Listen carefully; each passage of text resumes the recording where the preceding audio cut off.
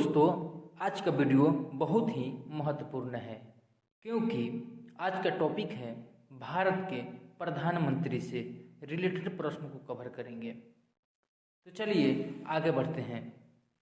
आगे बढ़ने से पहले एक मोटिवेशन शायरी से आज का वीडियो स्टार्ट करते हैं। जब टूटने लगे हौसला तो याद रखना, बिन मेहनत की तक तो ताज नहीं होता।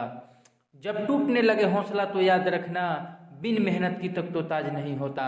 ढूंढ लेना अंधेरों में भी मंजिल, जुगनू कभी रोशनी का मुहताज नहीं होता। तो चलिए आगे बढ़ते हैं। योजना आयोग का अध्यक्ष कौन होता है? तो प्रधानमंत्री जी होते हैं। योजना आयोग का अध्यक्ष कौन होते हैं? प्रधानमंत्री जी होते हैं। तो आपका सही आंसर हो जाएगा ऑप्शन सी। आमतौर पर भारत के प्रधानमंत्री होते हैं। तो आमतौर पर भारत के प्रधानमंत्री लोकसभा का सदस्य होते हैं। तो आपका सही आंसर हो जाएगा ऑप्शन बी, लोकसभा का सदस्य। अगर आपको इस वीडियो का पीडीएफ चाहिए तो टेलीग्राम चैनल का लिंक वीडियो के डिस्क्रिप्शन में दे दिए हैं, आप वहां से ज्वाइन कर लीजिए। चलिए आगे बढ़ते हैं।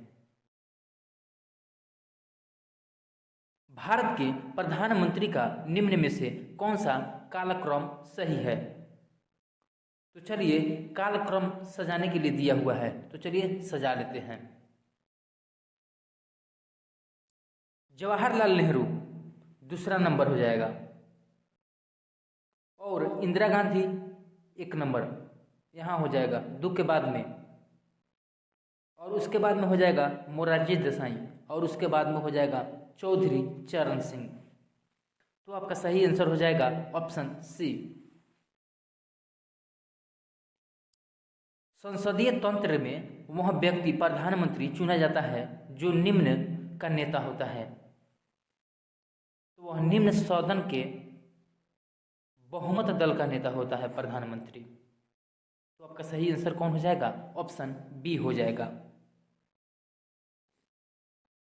मंत्रिमंडल की बैठक की अध्यक्षता कौन करता है? तो प्रधानमंत्री करता है। तो आपका सही आंसर कौन हो जाएगा? ऑप्शन डी हो जाएगा। प्रधानमंत्री का शपथ ग्रहण करने के समय राज्यसभा का सदस्य थी या था? तो श्रीमती इंदिरा गांधी थी। जब प्रधानमंत्री का शपथ ग्रहण करने के समय राज्यसभा के सदस्य थी, कौन थी? तो इंदिरा गांधी थी। तो आपका सही आंसर हो जाएगा ऑप्शन बी।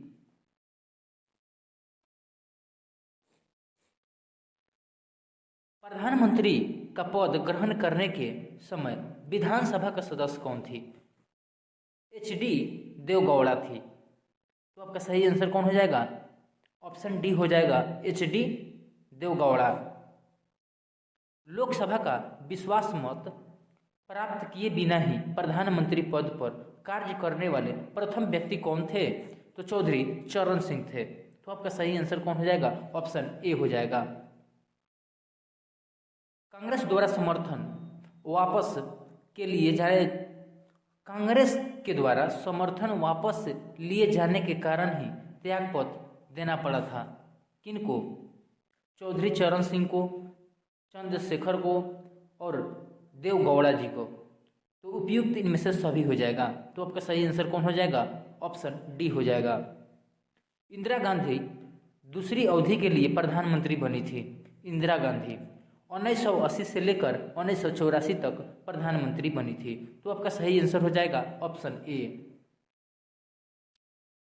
संसदीय शासन प्रणाली में वास्तविक कार्यपाल शक्ति किसके पास होती है? संसदीय शासन प्रणाली में वास्तविक कार्यपालक की शक्ति किसके पास होती है? तो यह प्रधानमंत्री के पास होता है। तो आपका सही आंसर हो जाएगा ऑप्शन बी, प्रधानमंत्री।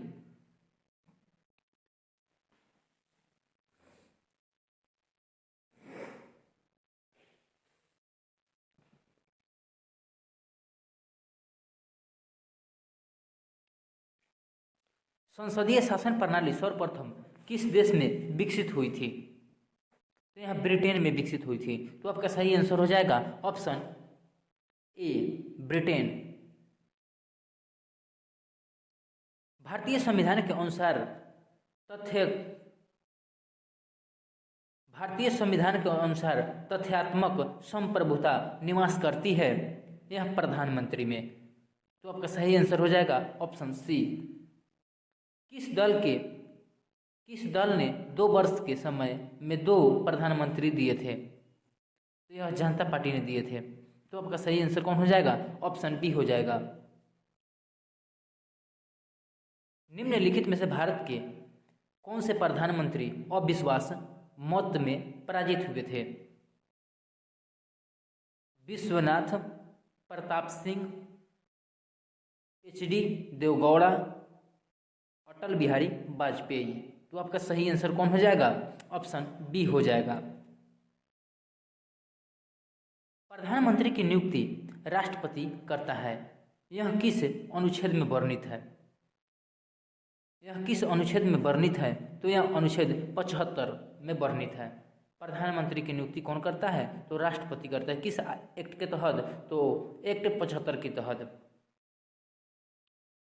भारत के प्रधानमंत्री पद के लिए उम्मीदवार की कम से कम कितनी उम्र होनी चाहिए? तो कम से कम 25 वर्ष की उम्र होनी चाहिए।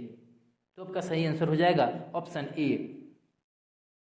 भारत के प्रधानमंत्री लोकसभा के बहुमत दल के नेता होते हैं। भारत के प्रधानमंत्री लोकसभा में बहुमत दल के नेता होते हैं। तो आपका सही आंसर हो जाएगा ऑप्शन सी। प्रधानमंत्री कौन बनता है? तो प्रधानमंत्री जो है ना बहुमत दल के नेता बनता है। जो लोकसभा में बहुमत दल के नेता होते हैं वही प्रधानमंत्री बनते हैं। तो आपका सही आंसर हो जाएगा ऑप्शन ए। यदि भारत के प्रधानमंत्री संसद के उच्च सदन के सदस्य हैं तो वे अविश्वास प्रस्ताव की स्थिति में अपने पक्ष में वोट नहीं दे सकते। तो आपका सही आंसर हो जाएगा ऑप्शन ए। भारत के प्रधानमंत्री का पद है संविधान द्वारा सृजित। तो आपका सही आंसर हो जाएगा ऑप्शन सी। भारत का प्रधानमंत्री, तो भारत का प्रधानमंत्री सत्ता दल का अध्यक्ष हो सकता है। भारत के प्रधानमंत्री सत्ता दल का अध्यक्ष हो सकता है। तो आपका सही आंसर हो जाएगा ऑप्शन ए। निम्नलिखित में से कौन सा वक्तव्य सही है? भारत का प्रधानमंत्री संसद के दोनों सदनों के सदस्यों में से अपने मंत्रियों का चयन करने के लिए स्वतंत्र है। ये बात सही है। तो आपका सही आंसर हो जाएगा ऑप्शन ए। किस प्रधानमंत्री ने एक बार पद से हटने के पश्चात दोबारा पद संभाला था? तो यह इंदिरा गांधी थी। तो आपका सही आंसर हो जाएगा ऑप्शन सी। नियुक्ति के समय निम्न में से कौन से प्रधानमंत्री संसद के किसी भी सदन का सदस्य नहीं था? तो यहाँ पी.बी. नरसिम्हा राव जी थे। तो आपका सही आंसर कौन हो जाएगा? ऑप्शन डी हो जाएगा। यदि भारत का प्रधानमंत्री राज्यसभा का सदस्य है तो अविश्वास प्रस्ताव की स्थिति में वह अपने पक्ष में मत नहीं दे पाएंगे। तो आपका सही आंसर हो जाएगा ऑप्शन ए। जवाहरलाल नेहरू के निधन के पश्चात किसने प्रधानमंत्री पद का ग्रहण किया था? तो गुलजारीलाल नंदा ने ग्रहण किया था। तो आपका सही आंसर हो जाएगा ऑप्शन सी, गुलजारीलाल नंदा। अविश्वास प्रस्ताव के कारण सर्वप्रथम किस प्रधानमंत्री को अपने पद से त्यागपत्र देना पड़ा था? तो मोरारजी देसाई को अपने पद से अविश्वास प्रस्ताव के कारण जो है ना अपने पद से त्यागपत्र देना पड़ा था मोरारजी देसाई को। तो आपका सही आंसर हो जाएगा ऑप्शन ए। वह प्रथम प्रधानमंत्री कौन थे जिन्होंने संसद में 17वें उपस्थिति हुए बिना संसद के सत्र में उपस्थित हुए बिना ही त्यागपत्र दे दिया था? तो यहाँ चौधरी चरण सिंह थे। वह प्रथम प्रधानमंत्री कौन थे जिन्होंने संसद के सत्र में उपस्थित हुए बिना ही त्यागपत्र दे दिए थे? तो चौधरी चरण सिंह थे। तो आपका सही आंसर हो जाएगा ऑप्शन सी। प्रधानमंत्री पद पर सर्वाधिक समय तक कौन आसीन रहा? तो यहाँ जवाहरलाल नेहरू जी थे। तो आपका सही आंसर कौन हो जाएगा? ऑप्शन बी हो जाएगा, जवाहरलाल नेहरू।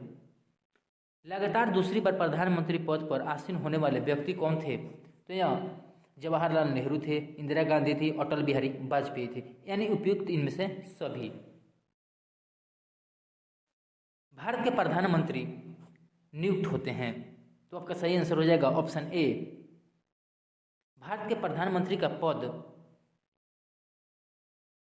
संविधान के द्वारा गठित है। भारत के प्रधानमंत्री का पद कैसा है? संविधान के द्वारा गठित है, तो आपका सही आंसर हो जाएगा ऑप्शन ए। प्रधानमंत्री की नियुक्ति कौन करता है? तो राष्ट्रपति करते हैं। प्रधानमंत्री की नियुक्ति कौन करता है? तो राष्ट्रपति जी करते हैं, तो आपका सही आंसर हो जाएगा ऑप्शन ए। प्रधानमंत्री को उसके पद की गोपनीयता की शपथ कौन दिलाता है? तो यहाँ राष्ट्रपति जी दिलाते हैं, तो आपका सही आंसर हो जाएगा ऑप्शन ए। निम्नलिखित में से किसने 2 बार कार्यकारी प्रधानमंत्री के रूप में पदभार ग्रहण किया था? तो यहाँ गुलजारीलाल नंदा है, गुलजारीलाल नंदा जी हैं, तो आपका सही आंसर हो जाएगा ऑप्शन सी। प्रथम गैर कांग्रेसी प्रधानमंत्री कौन बने थे? तो यहाँ मोरारजी देसाई बने थे, मोरारजी देसाई बने थे, तो आपका सही आंसर हो जाएगा ऑप्शन डी। सबसे कम उम्र में प्रधानमंत्री पद पर आसीन होने वाले व्यक्ति का नाम बताइए? तो राजीव गांधी थे, तो आपका सही आंसर हो जाएगा ऑप्शन ए। सबसे अधिक उम्र में प्रधानमंत्री पद पर आसीन होने वाले व्यक्ति का नाम बताइए? तो यह मोरारजी देसाई थे, तो आपका सही आंसर हो जाएगा ऑप्शन सी। प्रधानमंत्री पद से त्याग करने वाले प्रथम व्यक्ति कौन थे? प्रधानमंत्री पद से त्याग पत्र देने वाले प्रथम व्यक्ति कौन थे? तो यह मोरारजी देसाई थे, तो आपका सही आंसर हो जाएगा ऑप्शन सी, मोरारजी देसाई।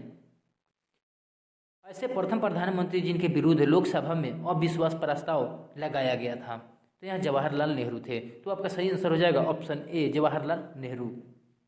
लोकसभा का चुनाव में पराजित होने वाले प्रथम प्रधानमंत्री कौन थे? तो यह इंदिरा गांधी थी, तो आपका सही आंसर हो जाएगा ऑप्शन सी, इंदिरा गांधी।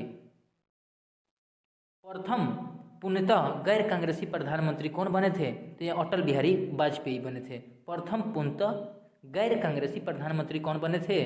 तो अटल बिहारी वाजपेयी बने थे। भारत के प्रथम सिख प्रधानमंत्री कौन थे? तो मनमोहन सिंह थे। भारत के प्रथम सिख प्रधानमंत्री मनमोहन सिंह थे, तो आपका सही आंसर हो जाएगा ऑप्शन ए। किस प्रधानमंत्री के द्वारा प्रस्तुत विश्वास प्रस्ताव पर अब तक की सबसे लंबी बहस लोकसभा में चली थी?